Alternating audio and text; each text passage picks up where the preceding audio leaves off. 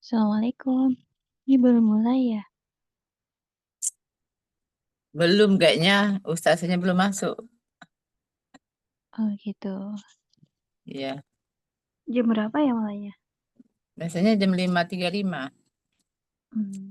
Ya.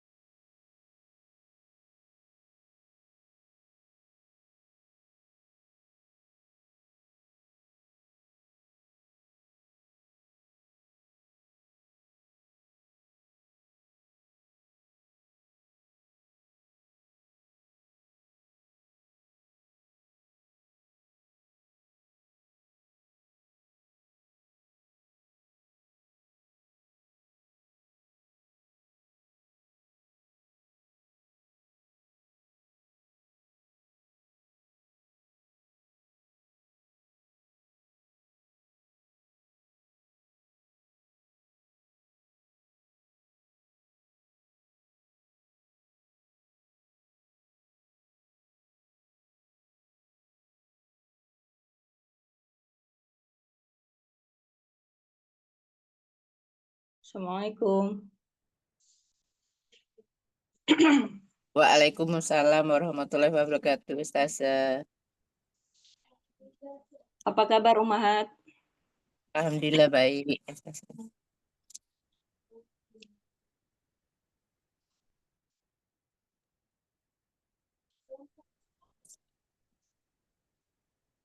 Ya, sambil menunggu yang lain ya Umahat ya, kita mulai aja ya. Iya, ustazah. Bismillahirrahmanirrahim. Assalamualaikum warahmatullahi wabarakatuh. Waalaikumsalam warahmatullahi wabarakatuh. Alhamdulillah, Alhamdulillahilladzi arsala rasulahu bil huda wa dinil haqq liyuzhirahu 'alad dini kullih wa kafa billahi syahida. Asyhadu an la ilaha illallah wa asyhadu anna Muhammadan abduhu wa rasuluh la nabiyya ba'da, amma ba'd. Rabbi shrah li sadri wa yassir li amri wahlul 'uqdatam min lisani yafqahu qawli. Kita buka kajian kita pagi ini dengan membaca Al-Fatihah. A'udzubillahi minasyaitonirrajim. Bismillahirrahmanirrahim. Alhamdulillahirabbil alamin arrahmanirrahim. Maliki yaumiddin. Iyyaka na'budu wa iyyaka nasta'in. Shiratal mustaqim. Shiratal ladzina an'amta 'alaihim ghairil maghdubi 'alaihim waladdallin. Allahumma shalli ala Muhammad wa ala ali Muhammad. Ya. Insya Allah pagi ini ya Ummahat ya, dengan berbagai aktivitas kita ya, alhamdulillah Ummahat masih bisa menyempatkan diri ya untuk menuntut ilmu, di mana pagi ini insya Allah akan kita bahas tentang amalan anggota badan ya. Kita lanjutkan udah sampai materi ke-39 hari ini 39 yakni cabang iman ke-36. Ya, materi ke-39, tapi ini masuknya ke cabang ke-36. 36 ya. Ada beberapa yang saya lewatkan, yaitu zakat dan puasa ya, insya Allah akan kita bahas. Zakat, puasa, haji itu berturut-turut insya Allah nanti ya Ummahat ya. Sebelum Ramadan insya Allah ya. Biar momennya pas gitu ya. Nah, sekarang insya Allah tentang memerdekakan budak. Nah, kita sering dengar ya ya, apa itu memerdekakan budak atau membebaskan budak ya, sering. Kayak misalkan untuk membayar kafarat sumpah, membayar nazar, itu ada kita sering dengar ya. Apa itu memerdekakan budak ya, atau membebaskan budak. Nah, insya Allah kita akan bahas itu hari ini ya. Nah, Islam mengakui perbudakan ya dari dulu ya. Islam itu mengakui perbudakan, namun perbudakan yang dipahami oleh musuh Islam itu berbeda ya dengan yang kita pahami ya. Kalau dulu mungkin dulu kalau zaman angkatan saya, mungkin angkatan saya udah ini ya, udah pernah nonton itu Nona Misi ya. Apa tuh, mungkin ada yang tahu? Nona Misi itu kan ada budak ya, perbudakan ya. Nah, itu perbudakan yang dipahami oleh musuh Islam ya, orang-orang bukan Islam gitu ya. Itu berbeda. Ya. Berbeda dengan apa yang kita pahami. Ya, ya. Nah, di sini disebutkan ya. Kalau musuh-musuh Islam ya memandang hina terhadap para budak ya. Karena itu para budak itu dipekerjakan untuk mengurusi pekerjaan kotor dan berat ya. Mereka itu benar-benar tidak diperlakukan secara manusiawi gitu ya. Kalau dipahami oleh orang-orang bukan Islam ya, musuh-musuh Islam waktu itu gitu ya. Nah, sementara kalau dalam Islam ya, mereka itu dihormati ya. Sehingga adalah nanti ya membebaskan budak ya, seperti Bilal ya, Bilal bin Rabah. Beliau adalah sahabat Nabi yang pertama kali mengumandangkan azan. Beliau adalah budak dulu ya. Kemudian dibebaskan oleh Abu Bakar ya. As-Siddiq, Abu Bakar As-Siddiq, yaitu sahabat Rasulullah terdepan ya. Beliau yang memerdekakan itu gitu ya. Nah, ini sebagai contoh aja ya Ummahat ya. Jadi perbedaan itu sangat jelas ya. Dan perbudakan ini pun sudah dikenal dari zaman dahulu ya. Tidak hanya pada zaman Islam gitu ya. Bangsa Romawi, Persia, Babilonia ya. Babilonia itu apa Irak ya. Dan Yunani seluruhnya mengenal perbudakan itu gitu ya. Mereka memiliki banyak sebab untuk memperbudak seseorang, seperti adanya perang, tawanan, penculikan, atau karena menjadi pencuri ya. Ya, kemudian mereka pun menjual anak-anak yang menjadi tanggungan mereka untuk dijadikan budak. Bahkan sebagian mereka juga menganggap para petani sebagai budak-budak belian. Nah, ini perbedaannya ya. Ketika orang-orang Islam dengan orang-orang kafir memahami budak ya. Berbeda sekali ya ya. Budak yang dipahami oleh orang-orang kafir dengan apa yang kita pahami ya sebagai muslim. Nah, bagaimana Islam memandang tentang perbudakan ini? apakah sama dengan perbudakan yang dipahami oleh orang-orang kafir? Di sini kita ini ya, kita uraikan dulu ya apa definisinya. Ya. Kalau kita mengartikan pembebasan di sini berarti penghilangan kepemilikan ya artinya. Penghilangan kepemilikan. Jadi budak itu dulu dimiliki ya, sesuka hati, nggak dibayar. Kalau sekarang jangan disamakan dengan pembantu sekarang ya Umahat ya. Kalau pembantu sekarang kan dibayar gitu ya. Kalau budak itu nggak dibayar. Jadi mereka bekerja berat, nggak dibayar. Jadi seolah-olah udah jadi pemilik ya, udah dimiliki oleh tuannya gitu. Ya.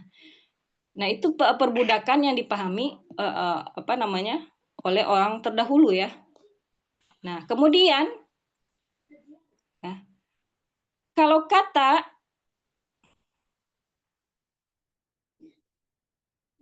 ya, kalau kata dari perkataan ini gitu ya, kata budak itu ya, itu dikatakan membebaskan budak yaitu memenangkan lomba ya, dari kata pembebasan dulu ya, memenangkan lomba atau bebas ya, membebaskan anak burung ya ketika terbang gitu ya.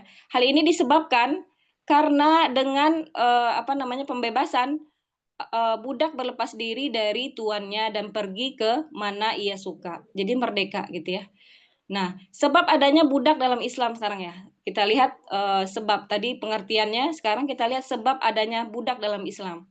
Dalam Islam itu sebab menjadi budak itu hanya ada satu, yakni orang-orang kafir yang menjadi tawanan perang. Seperti itu. Jadi kalau dalam Islam itu sebab adanya budak itu karena ada orang kafir yang menjadikan orang kafir yang menjadi tawanan perang. Kalau dulu misalkan perang Badar ya ya. Kemudian perang dengan orang-orang Quraisy. Nah, orang-orang Quraisy ya, orang-orang kafir ini ketika mereka tawan gitu ya, itu disebut ya bisa dijadikan budak. Itu sebabnya dalam Islam gitu ya.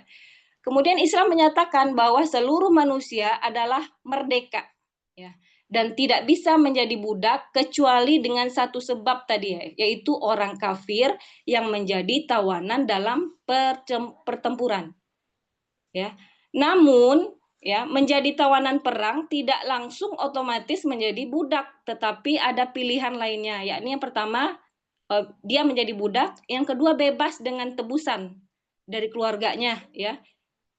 Kemudian yang ketiga dibunuh, khusus laki-laki dewasa saja ya. Ini pilihan yang dipilih oleh panglima perang ya, mana yang terbaik yang dipilihkan untuk orang-orang tawanan ini. Ya, ada 3 pilihan bagi mereka. Mereka mau jadi budak, yang kedua bebas dengan tebusan, yang ketiga mereka dibunuh. Ini khusus untuk laki-laki dewasa. Ya ini jangan serem amat gitu ya Om ya. Ini orang-orang kafir ya, harbi ya. Kalau kafir harbi itu dia memerangi, dan dalam Islam kafir harbi itu harus diperangi juga. Ya. Kalau kafir zimmi itu dilindungi oleh dalam Islam Om. Mereka kafir gitu ya, tapi mereka tidak memerangi orang muslim misalkan ya. Kayak misalkan di sini ya kita bertetangga dengan non muslim misalkan ya, itu dihargai, dijamin nyawanya gitu ya, tidak diperangi gitu ya. Sementara kalau kafir harbi ya, seperti kalau sekarang itu seperti Israel. Saya agak ini ya ngomong Israel ya. Israel itu sebenarnya nama Nabi Yakub ya, nama Nabi Yakub yang diberikan itu sebagai nama sebuah negara gitu ya. Jadi saya kalau ngomong Israel itu agak takut gitu ya. Nah, makanya diplesetin aja ya, Israel kayak gitu ya, atau Israel gitu kan. Nah, mereka ini termasuk kafir harbi, Harbi itu yang memerangi. Nah, kafir harbi ini harus juga dengan diperangi juga gitu ya. Nah, dalam Islam ketika perang itu nanti ada tawanan itu, tawanan perang misalkan ya. Nah, itu bisa ada 3 pilihan, diberikan pilihan kepada tawanan tadi ya. Dia mau jadi budak, dia mau dibebaskan ya, atau dibunuh. Ya, dibunuh khusus bagi laki-laki dewasa. Seperti itu ya ya. Nah, ini harus sesuai dengan kemaslahatan ya. Dan panglima perang yang berhak ya, yang terbaik ya, akan memilih kemaslahatannya untuk Islam. Ya, mungkin orang ini nggak bahaya nih gitu ya, maka bisa dipilih untuk dibunuh misalkan ya. Seperti Abu Lahab ya. Abu Lahab itu pas di peperangan ya itu ya. Apa namanya? Abu Abu apa dan lain-lain ya, abu-abu itu ya. Nah, itu para orang-orang kafir ya, kafir-kafir yang luar biasa ya. Kemudian di zaman setelah itu juga ada ya para penyerang Islam ya hingga hari ini. Kemudian kita lihat dalam apa namanya? Dalam surat ini dalilnya ya ya. Surat Muhammad ayat 4 kita bacakan artinya. Bismillahirrahmanirrahim. Apabila kamu bertemu dengan orang-orang kafir di medan perang, maka pancunglah batang leher mereka. Sehingga apabila kamu telah mengalahkan mereka, maka tawanlah mereka. Nah, ini dalilnya. Tawanlah mereka dan sesudah itu kamu boleh membebaskan mereka. 2. Yang ketiga, atau menerima tebusan sampai perang berhenti. Ya, boleh membebaskan mereka dan menerima tebusan ya dari keluarga mereka ya untuk mereka bebas gitu ya. Tebusan itu dengan harta mungkin ya, atau dengan menembus dengan sama-sama ditawan, misalnya ada orang muslim yang ditawan oleh orang kafir, maka mereka saling menukar misalkan ya. Seperti itu. Nah, inilah satu-satunya sebab perbudakan di dalam Islam, bukan dengan cara perampasan manusia, bukan ya, ataupun menjual orang-orang merdeka dan memperbudak mereka sebagaimana umat-umat yang lain, seperti Nabi Yusuf.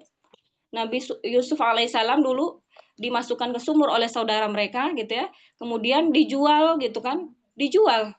Kemudian dibelilah oleh seorang aziz, gitu ya, yang petinggi di Mesir waktu itu, gitu ya. Nah, ini jual beli seperti itu dalam Islam tidak seperti itu gitu ya ya. Tidak dijual seperti itu, melainkan dengan perang tadi gitu ya. Nah, ini disebutkan budak yang paling baik ya. Di sini disebutkan budak yang paling baik dari Abu Dzar radhiyallahu an, ia berkata, aku pernah bertanya kepada Nabi Shallallahu alaihi wasallam, amalan apa yang paling baik? Maka beliau menjawab, iman kepada Allah dan jihad di jalannya. Aku bertanya lagi, budak manakah yang paling baik? Beliau menjawab, yang paling mahal harganya dan paling disukai pemiliknya. Ini hadis sahih ya ya, Bukhari Muslim. Kemudian hadis yang lain dari Asma binti Abu Bakar radhiyallahu anhuma, ia berkata, Nabi SAW memerintahkan untuk membebaskan budak pada saat gerhana matahari. Nah, ini ya. Ini beberapa dalil ya ya terkait dengan perbudakan. Nah, kemudian sebab-sebab membebaskan budak yang pertama, ada beberapa sebab ya Ummahat ya. Yang pertama, memerdekakan karena mengharap ridho Allah. Kita bebaskan budak itu karena mengharap ridho Allah. Ya. Seorang majikan melakukan hal ini tidak lain untuk mendapatkan rahmat dari Allah. Karena Allah menyuguhkan banyak keistimewaan dan pahala yang luar biasa ya terkait dengan membebaskan budak ini. Ya.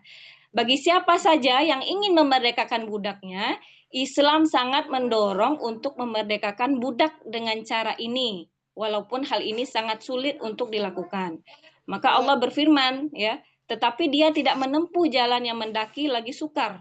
Tahukah kamu jalan yang mendaki lagi sukar itu, yaitu membebaskan budak.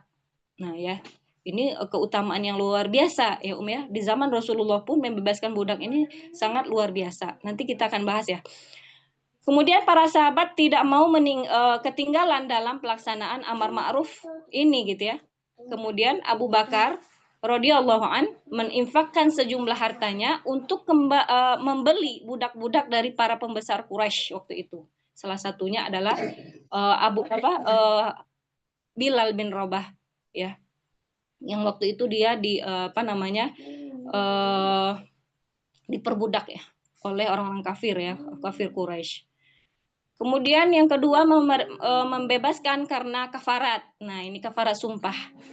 Umu sering dengar ya, kafarat kita membebaskan budak ya, pilihannya ada berpuasa 2 bulan ya. Ini kafarat yang ketika bulan puasa kemudian kita kemudian ada yang melakukan hubungan suami istri, maka kafaratnya nih itu ya, membebaskan budak, terus kemudian puasa 2 bulan berturut-turut ya. Kemudian memberi makan orang miskin 60 orang. Ya, ini urutannya nanti ya akan kita bahas.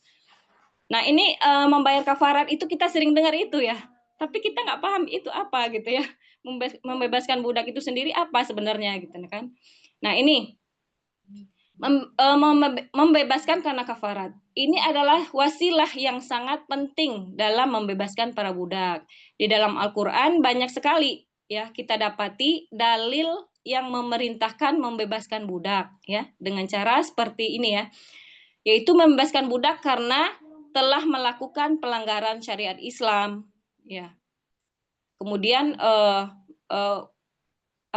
dan sudah pasti dalam realitanya tidak sedikit yang membuat pelanggaran. Ya, artinya dengan cara ini Islam benar-benar ingin membebaskan budak sebanyak-banyaknya. Ya, di antara sarananya yaitu diperintahkan ketika seorang ingin membayar kafarat, ya. 1, kafarat membunuh karena tidak bersalah, ya. Membunuh karena tidak bersalah atau tidak sengaja, maka baginya memerdekakan budak dan membayar diat. Ini ada di surat An-Nisa ayat 92. Silakan kalau mau mencatat boleh dicek ya nanti ya. Di surat An-Nisa ayat 92, yaitu membunuh karena tidak sengaja. Jadi orang yang membunuh nggak sengaja, maka dia membebaskan budak dan membayar diat ya. Itu yang pertama. Yang kedua ya, perintah untuk membebaskan budak dalam kafarat, membunuh dari seorang kaum kafir yang berada dalam perjanjian damai dengan mereka. Nah, misalkan ada perjanjian damai ya. Kemudian kita membunuh, misalkan sekarang ada gencatan senjata antara Israel dengan Palestina misalkan ya. Nah, itu dari zaman dulu ya.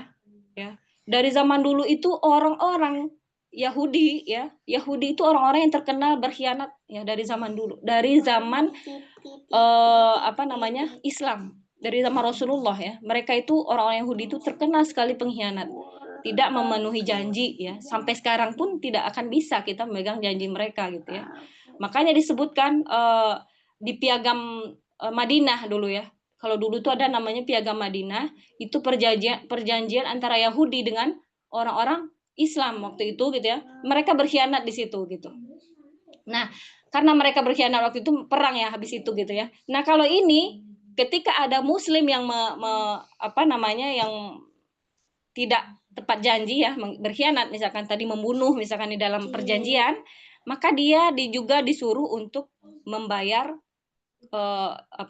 membebaskan budak.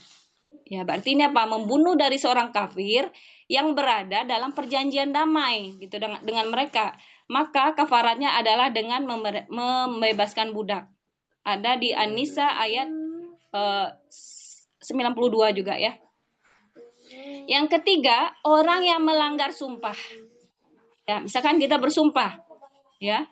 Maka sama ya, kafarat sumpah dan nazar sama misalkan kita mau nazar apa ya, misalkan mau berpuasa 3 bulan berturut-turut misal ya, kemudian kita nggak memenuhi itu, maka kita bayar kafarat sumpah ini ya, yaitu kafarat sumpahnya apa ya, orang yang namanya ini ada di dalam surat Al-Maidah ayat 89.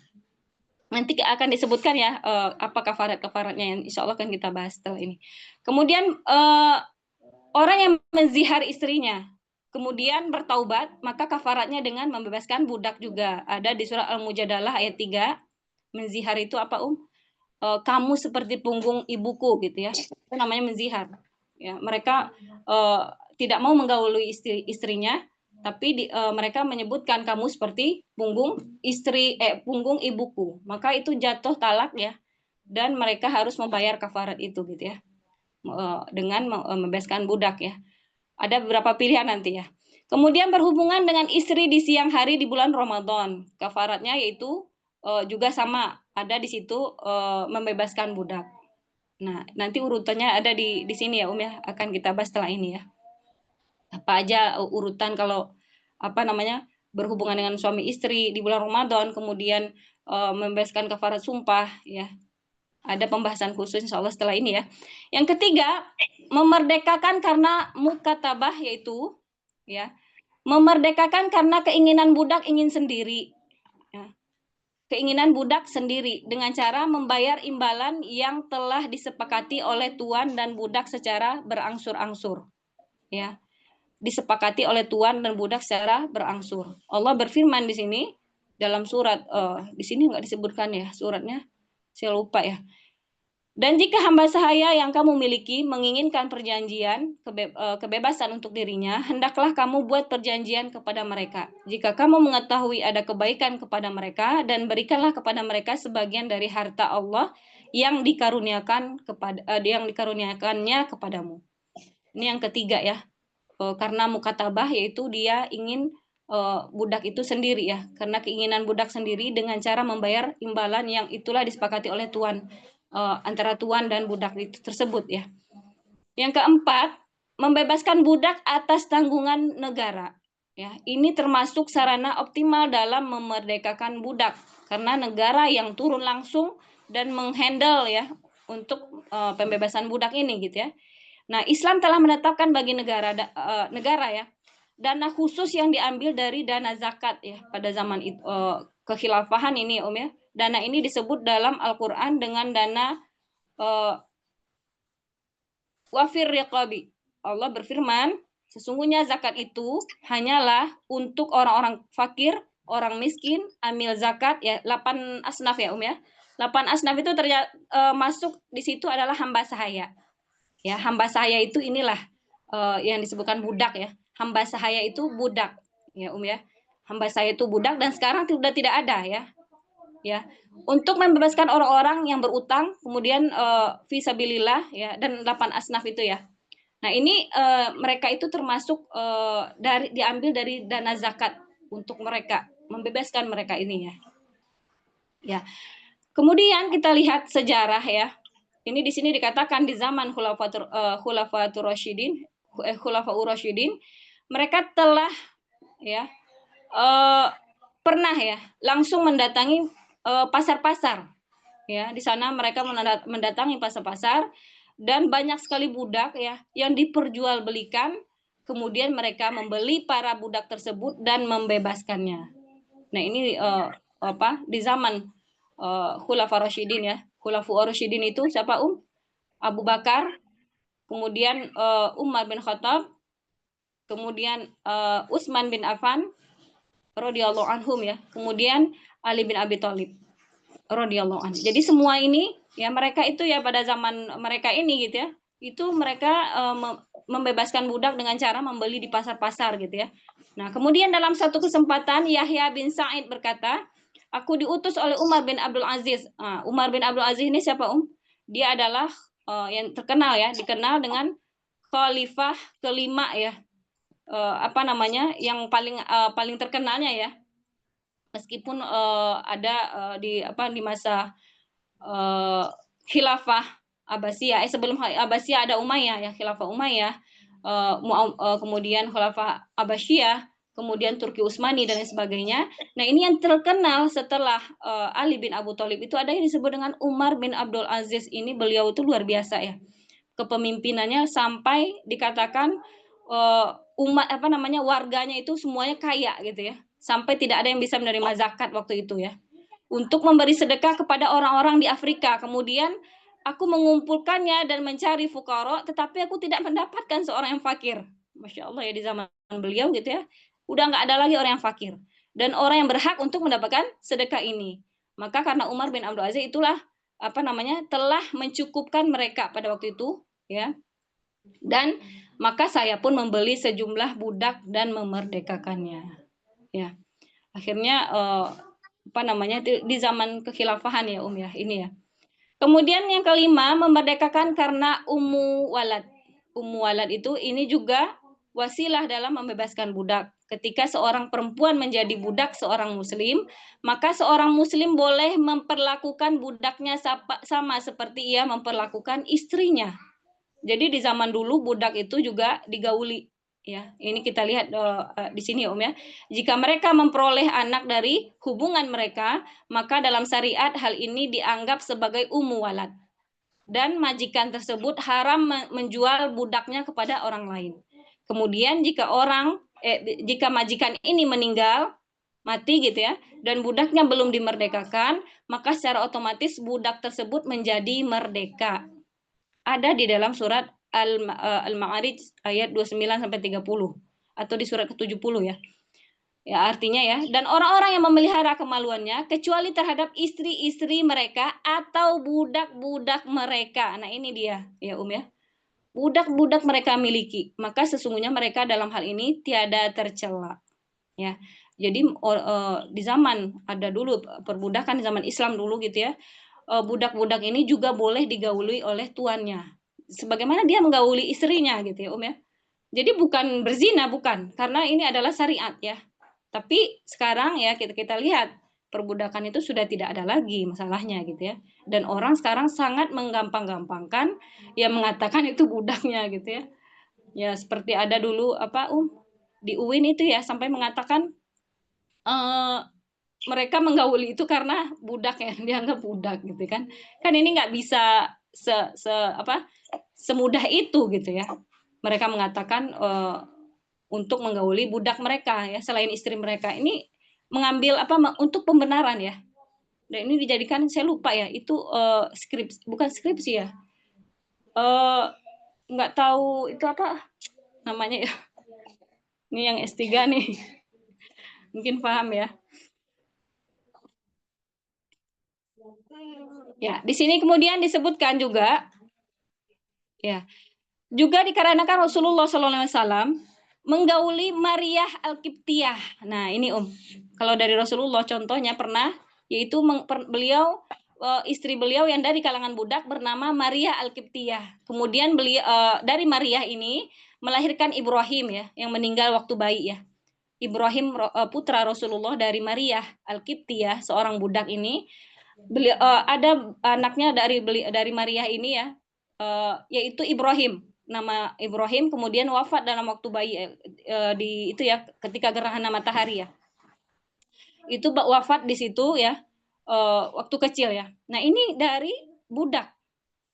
Kemudian Maria dimerdekakan oleh anaknya. Ini ada di hadis riwayat Ibnu Majah ya. Kemudian Nabi Ibrahim alaihissalam juga pernah menggauli Hajar. Hajar ini juga adalah budak hamba sahaya. Kemudian ia melahirkan Nabi Ismail alaihissalam dari istri Nabi Ibrahim ya. Hajar ini dulu budak ya. Kemudian lahirlah Nabi Ismail alaihissalam. Ya. Kemudian Islam sangat menjaga dan menghormati para perempuan walaupun status mereka itu adalah budak. Jadi bagi budak perempuan pintu-pintu menuju kebebasan itu sangat terang ya, yaitu dengan jalan mukatabah tadi ya. Dan mereka akan bebas secara otomatis ketika majikannya telah meninggal dunia. Ketika mati budaknya, mereka otomatis bebas ya. Majikannya wafat gitu ya, maka mereka bisa bebas secara otomatis ya. Kemudian memerdekakan karena berbuat zolim. Yang keenam ya. Sebagian fuqaha ya, semisal Hambali ya, memasukkan kategori ini dalam wasilah memerdekakan budak sebagaimana Islam sangat menekankan sikap yang lemah lembut kepada para budak ya, agar mereka bisa merasakan keberadaan dan status mereka sebagai manusia ya. Jadi memang budak ini pakaiannya juga tidak sama dengan wanita merdeka di zaman dulu ya. Mereka itu auratnya ini sampai pakai baju tuh sampai ke lutut ke lutut ya, auratnya ketutupnya gitu ya. Tidak seperti orang-orang wanita merdeka ya yang menutup sempurna. Itu perbedaannya dengan wanita-wanita merdeka ya. Tapi gitu ya dalam Islam mereka diperlakukan sangat baik ya, lemah lembut gitu ya. Kemudian Rasulullah SAW juga sangat membenci bagi siapa saja yang berlaku kasar terhadap mereka, para budak ini ya. Dalam hadis dikatakan Rasulullah SAW bersabda, barang siapa yang memukul budaknya bukan karena kesalahan yang ia lakukan, maka kafaratnya adalah dengan memerdekakan. Jadi harus dimerdekakan kalau berbuat semena-mena terhadap budak tersebut ya. Nah ini seperti itu ya nomor 6 ya. Kemudian yang ketujuh, bisa pula karena kepemilikan. Barang siapa yang memiliki budak secara saudara mahram, maka dengan sendirinya ia terbebas. Ya, barang siapa yang memiliki budak saudara mahram, maka ia bebas. Ini hadis sahih ya dari Ibnu Majah, Abu Daud dan lain-lain. Kemudian yang kedelapan, pembebasan bisa terjadi apabila seorang budak sudah dibebaskan sebagian kemerdekaannya, apabila seorang budak dimiliki oleh dua orang tuan, ya. Ada dua orang ya. Kemudian salah seorang memerdekakan sebagiannya, maka sebagian sisanya ditaksir bila orang itu kaya dan sekutunya dibayar bagiannya, sehingga budak tersebut bebas sepenuhnya. Saling ya membebaskannya gitu ya. Dua orang tuan, kemudian salah seorang memerdekakan bagiannya, maka bagian sisanya itu ditaksir ya, bila orang itu kaya dan sekutunya dibayar bagiannya. Berarti saling kerjasama ya. Dia disebutkan kerjasama untuk membebaskan budak ini. Dalam hadis disebutkan, barang siapa yang membebaskan bagian dari seorang budak, maka pembebasan sepenuhnya dengan membayarkan hartanya kepada tuan yang lain. Ya, dibayarkan harta tadi kepada tuan yang lain. Apabila yang punya harta, jika tidak, budak itu diminta bekerja tanpa memberatkannya. Hadis riwayat Bukhari Muslim. Ya. Nah ini ya ya. Tadi akan kita bahas tadi ya, masalah kafarat dan lain sebagainya tadi ya di sini. Ini kita akan bacakan sedikit ya. Nah, Islam menyikapi para budak dengan lemah lembut dan kasih sayang.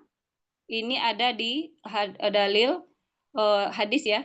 Disebutkan bertakwalah kalian kepada Allah dan perhatikanlah budak-budak yang kalian miliki ya. Kemudian Islam mengangkat derajat mereka dari sekadar budak menjadi saudara bagi tuan mereka. Nah, ini ada dalilnya tadi ya udah saya sampaikan ya. Kemudian dan janganlah kamu membebani mereka dengan pekerjaan yang memberatkan mereka. Jadi tidak seperti binatang ya. Kalau orang-orang kafir zaman dulu mereka dianggap sebagai dipekerjakan sangat tidak manusiawi ya. Ya mereka tidak memperlakukan seperti manusia biasa ya, dizolimi dan lain sebagainya ya. Islam tidak hanya meninggikan derajat mereka dalam masalah sikap yang harus diberikan, akan tetapi juga di dalam berbicara dengan mereka, sehingga mereka tidak merasa rendah diri. Ya, ini ada di surah Al-Hujurat ayat 13. Ya, Islam pun memerintahkan supaya bisa membebaskan budak. Nah ini ya, siapa saja seorang Muslim yang membebaskan seorang budak yang Muslim, maka perbuatannya itu akan menjadi pembebas dirinya dari api neraka. Ini ya balasannya Kalau kita membebaskan budak ya, ini dalam hadis riwayat Tirmizi ya, maka kita akan bebas juga dari api neraka. Kemudian di hadis yang lain ya, ada hadis yang lain, Zaid bin Harisah maula Rasulullah, budak Rasulullah ya. Zaid bin Harisah ini kan anak angkat ya, dijadikan anak angkat oleh Rasulullah. Zaid bin Harisah ini dulu adalah seorang budak ya. Kemudian diangkat oleh Rasulullah menjadi anak angkat gitu ya. Kemudian Ibnu Umar berkata, dulu kami tidak memanggil Zaid kecuali dengan panggilan Zaid bin Muhammad. Sehingga turunlah ayat ya. Turun ayat tidak boleh gitu ya. Panggillah anak-anak angkatmu dengan menasabkan kepada bapak mereka. Jangan ke bapak angkat mereka ya. Karena itulah yang lebih adil di sisi Allah. Hadis riwayat Bukhari dan Muslim. Jadi dulu Zaid bin Harisah ini adalah seorang budak ya. Harisah nama bapaknya gitu ya. Tapi waktu itu para sahabat memanggilnya Zaid bin Muhammad karena diangkat oleh Rasulullah sebagai anak beliau gitu ya. Maka akhirnya turunlah ayat ya. Saya lupa ayatnya dan nggak saya tulis ya. Lupa ayatnya. Silakan dicek ya. Zaid bin Harisah itu ya, ketika orang memanggil menasabkannya kepada Nabi Muhammad SAW, kemudian turun ayat itu, nggak boleh. Jadi tetap dinasabkan kepada ayahnya yaitu Harisah, jangan diganti gitu ya, karena ini akan terkait dengan warisan, terkait dengan nasab dan lain sebagainya ya.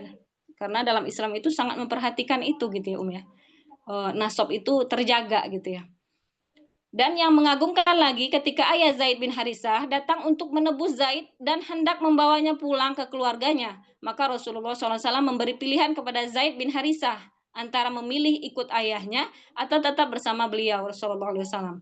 Maka Zaid bin Harisah lebih memilih tetap bersama Rasulullah SAW. Ya. Ini bukti bahwa Rasulullah memperlakukan budaknya sebagaimana anaknya. Nah ya, itu ya ya. Kemudian kita lihat ini yang mungkin ditunggu-tunggu ya. Keutamaan membebaskan budak. Yang pertama, dibebaskan dari api neraka, yaitu dalam hadis disebutkan, setiap orang yang membebaskan seorang budak muslim, niscaya Allah akan membebaskan anggota tubuhnya dengan setiap anggota tubuh budak itu dari api neraka. Hadis riwayat Bukhari dan Muslim. Ini keutamaan membebaskan budak ya Yang pertama, dibebaskan dari api neraka. Yang kedua, mendapatkan naungan Allah. Yaitu dalam hadis, sesungguhnya barang siapa yang membantu budak yang berusaha membayar dirinya sendiri ya, mukatiban tadi ya, maka Allah akan menaunginya di hari yang tidak ada naungan kecuali naungannya ya. Berarti bukan 7 golongan kemarin ya yang kita sebutkan yang mendapatkan naungan, termasuk orang-orang yang membebaskan budak. Dia akan dinaungi Allah kelak di hari akhirat ya. Ya ini ya ya, keutamaan membebaskan budak. Kemudian pahala besar bagi budak yaitu jika seorang budak ikhlas melaksanakan tugasnya dan dan berbakti kepada tuannya, maka pahalanya sangat besar, 2 kali lipat. Jadi mereka ketika jadi budak itu mereka juga dikasih pahala ya. Nggak ada yang sia-sia di sisi Allah gitu ya ya. Nah, ini disebutkan 3 kelompok yang akan diberikan pahala mereka 2 kali lipat. Yang pertama, laki-laki ahli kitab yang beriman kepada nabinya, lalu berjumpa dengan Nabi Muhammad SAW, kemudian dia juga beriman kepada beliau, mengikutinya dan membenarkannya, maka ia memperoleh 2 pahala. Maksudnya apa Ahli kitab ini adalah orang-orang Yahudi dan Nasrani, ya di zaman dulu, kemudian bertemu dengan Rasulullah dan beliau dan mereka masuk Islam, mereka dapat pahala 2 kali lipat. Ya. Mereka mengakui agama samawi yang lain, ya agama mereka, kemudian bertemu dengan Nabi terakhir yaitu Nabi Muhammad SAW dan mereka masuk Islam, maka dapat pahala 2 kali lipat. Ini yang pertama disebutkan. Kemudian yang kedua adalah seorang budak yang melaksanakan hak Allah dan hak tuannya, ya mereka juga mendapatkan 2 pahala. Yang ketiga seorang laki-laki yang mempunyai budak wanita, lalu memberi makan, gitu ya, pendidikan dan lain sebagainya, gitu ya, kemudian membebaskannya, menikahinya dan sebagainya, maka ia juga dapat 2 pahala. Ya, ini disebutkan dalam hadis sahih ya ya Bukhari dan Muslim.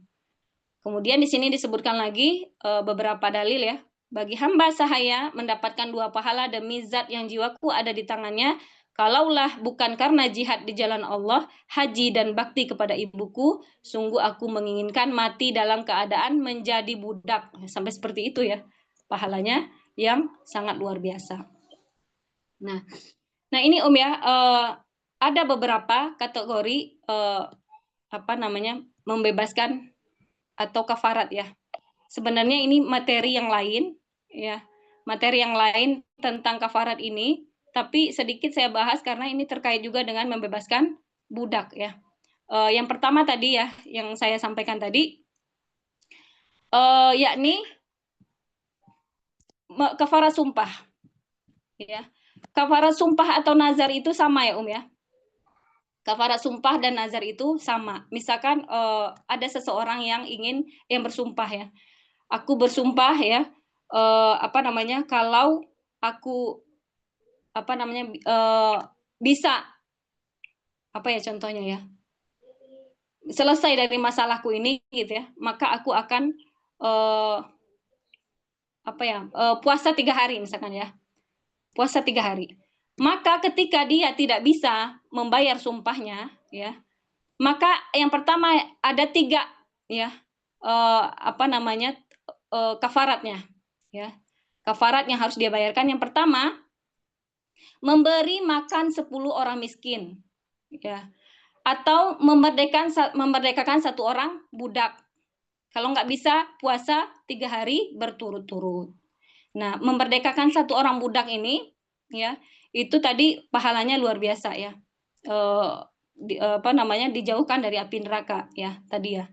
Kemudian kalau kafarat yang lain ya, ini kafarat sumpah dan nazar ya.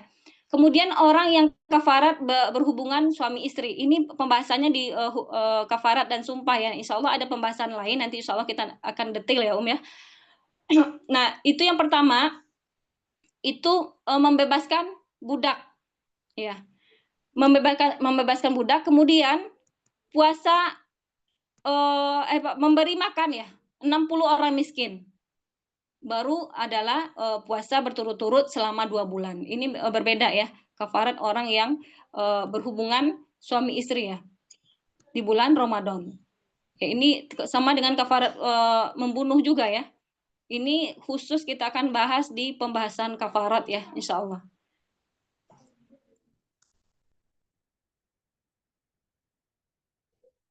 Ya, sampai di sini ada kita yang mau kita diskusikan dulu, Umahat.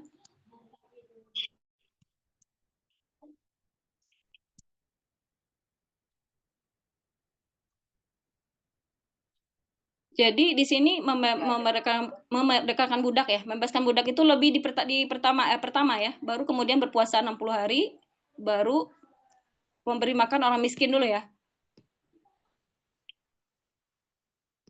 Urutannya ini saya lupa nih. 60 orang ini dia berpuasa dulu ya 60 hari ya, kemudian berpuasa 2 bulan, kemudian baru iya. Baru nanti memberi makan orang miskin. Tolong nak.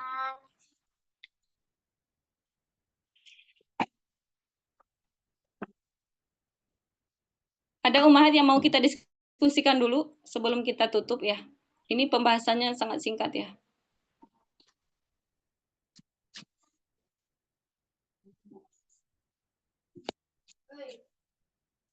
Ada umahat?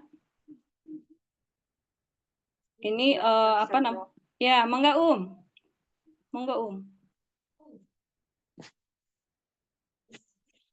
Ustazah, tadi urutannya itu harus membebaskan budak dulu, berpuasa 60 hari. Kalau tidak sanggup, baru bisa yang ketiga memberi makan 60 orang miskin gitu, Ustazah. Ya. Nah, ini ya, Kalau misalnya budak ada lagi ya, Ustazah, budak kan udah nggak ada lagi. Kemudian puasa alasannya juga nggak sanggup gitu, langsung aja yang ketiga gitu boleh aja langsung, Ustazah. Nah, ya sesuai dengan kesanggupan kita. Ini Om ya, urutannya kafarat melanggar sumpah ya. Ini dalam surat Al-Maidah, saya buka materi yang kafarat ya, membayar kafarat itu ada di sebelum itu udah kita bahas ya kalau nggak salah ya. Jadi di surat Al-Maidah ayat 89, ini jelas ya disebutkan. Allah tidak menghukum kamu disebabkan sumpah-sumpahmu yang tidak dimaksud untuk bersumpah, nggak sengaja. Tetapi dia hanya menghukum kamu disebabkan sumpah-sumpah yang disengaja, maka kafarat melanggar sumpah adalah memberi makan 10 orang miskin. Itu ya, 10 orang miskin, yaitu dari makanan yang biasa kamu makan. Kemudian yang kedua, tidak sanggup melakukan itu, maka kafaratnya puasa selama 3 hari. Yang demikian itu adalah kafarat sumpah bila kamu bersumpah ya. Ini yang kedua tadi membebaskan budak ya. Ketinggalan nih yaitu dari makanan. Kemudian atau memberikan pakaian kepada mereka. Kemudian yang kedua memerdekakan budak, 1 orang budak aja ya. Itu urutannya memerdekakan 1 orang budak. Yang ketiga itu adalah membayar tadi puasa selama 3 hari. Itu ada di surat Al-Maidah ayat 89. Kemudian pelanggaran haji dan umroh saya bacain aja ya. Ada beberapa kafarat pelanggaran larangan ihram. Itu dalilnya ada di surah Al-Baqarah ayat 196 ya. Di sini disebutkan, sempurnakanlah ibadah haji dan umroh karena Allah. Jika kamu terkepung terhalang oleh musuh karena sakit, maka sembelihlah korban yang mudah didapat dan jangan kamu mencukur kepalamu sebelum kurban ya sampai ke tempat penyembelihannya. Jika ada di antaramu yang sakit atau ada gangguan di kepalanya, lalu dia bercukur, maka wajiblah atasnya berfidyah, yaitu berpuasa atau bersedekah atau berkurban. Ya, apabila kamu telah merasa aman, maka bagi siapa yang ingin mengerjakan umroh sebelum haji, ya, wajiblah dia menyembelih korban tadi yang mudah didapat. Tetapi jika ia tidak menemukan binatang kurban atau tidak mampu, maka wajib berpuasa 3 hari dalam masa haji tersebut. Dan 7 hari lagi ketika dia pulang kembali. Itulah 10 hari yang sempurna. Ini yaitu membayar fidyah bagi orang yang keluarganya tidak berada di sekitar Masjidil Haram. Ini yang untuk yang haji ya, kafarat pelanggaran haji. Kemudian yang ketiga, kafarat pembunuhan tadi ya, yang tidak sengaja. Ya, ini ada dalam Al-Qur'an juga di surat An-Nisa ayat 92 ya. Yaitu yang pertama, dan tidaklah layak bagi seorang mukmin membunuh seorang mukmin yang lain kecuali karena tidak sengaja ya tadi ya. Dan tidak sengaja, maka barang siapa yang membunuh yang tidak sengaja tadi gitu ya, maka ia harus memerdekakan seorang hamba saya yang beriman serta membayar diat yang diserahkan kepada keluarganya ya. Kecuali jika mereka keluarga terbunuh bersedekah. Nah, ini ya, membayar diat tadi ya dan membebaskan budak. Itu kalau dia membunuh tidak sengaja. Ya. Kemudian kafarat berhubungan intim di bulan Ramadan, ya tadi ya, yang pertama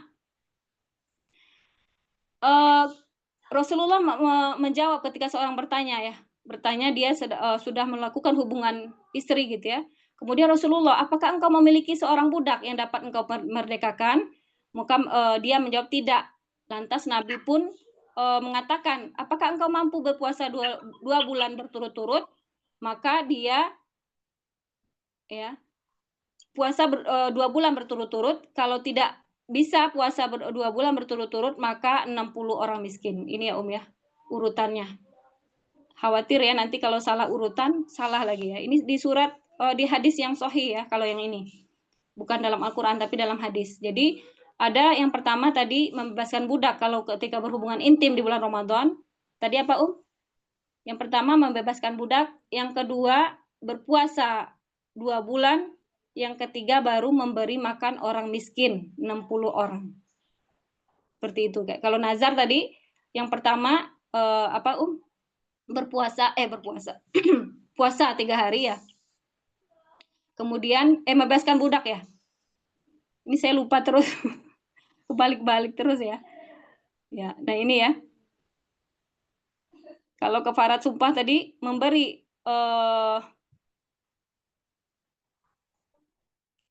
makan 10 orang miskin, ya. Kemudian atau memberikan pakaian. Kalau nggak sanggup, maka puasa 3 hari, ya.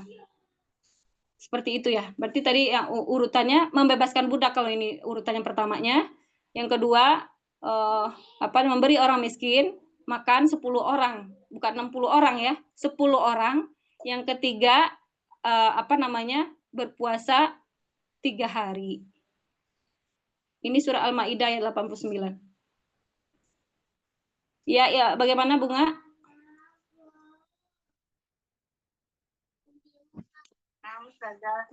Ya, tadi ya urutannya ya. Jangan ini suka kebalik-balik. Yang pertama kalau kafarat sumpah membebaskan budak, kemudian memberi orang miskin. Yang ketiga puasa ya 3 hari. Puasa 3 hari. Kalau tadi kafarat orang yang berhubungan intim tadi ya, yaitu yang pertama puasa 60 hari ya. Kemudian yang kedua puasa 2 bulan, kemudian memberi makan orang miskin 60 orang, yang ketiga baru membebaskan budak. Ya, seperti itu Umahat. Ada lagi yang mau kita diskusikan? Ya, mangga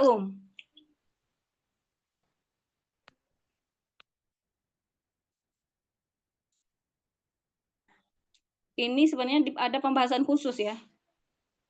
Itu udah lewat kayaknya ya. Pembahasan ini materi 30 ke 45 ya. Belum ya berarti. Nanti materi ke 45 insya Allah tentang kafarat sumpah ya. Kafarat, membayar kafarat. Ada lagi Umahat?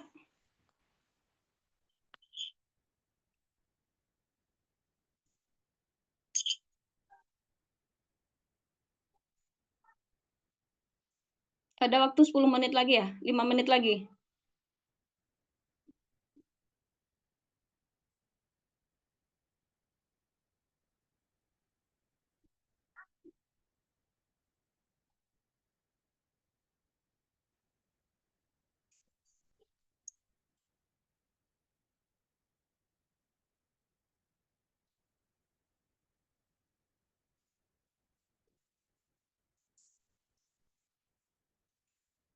Kalau tidak ada lagi ya, kita cukup sampai di sini ya pembahasan hari ini ya Om ya, terkait budak ya. Oh iya, kalau sedikit ya, perbudakan itu yang kita ketahui hari ini ya tidak ada ya. Sudah tidak ada lagi perbudakan ya, karena sudah tidak ada lagi kepemimpinan Muslim ya. Kepemimpinan Muslim itu ketika memang mereka memimpin dengan benar-benar dengan hukum Al-Quran dan Sunnah. Ya, hingga hari ini kita tidak ada lagi pemimpin yang benar-benar menerapkan Islam itu secara totalitas, gitu ya. Maka sampai saat ini kita tidak akan ada lagi ya, tidak ada lagi kecuali nanti akan ada lagi ketika apa namanya akan ada lagi kepemimpinan Muslim, gitu ya.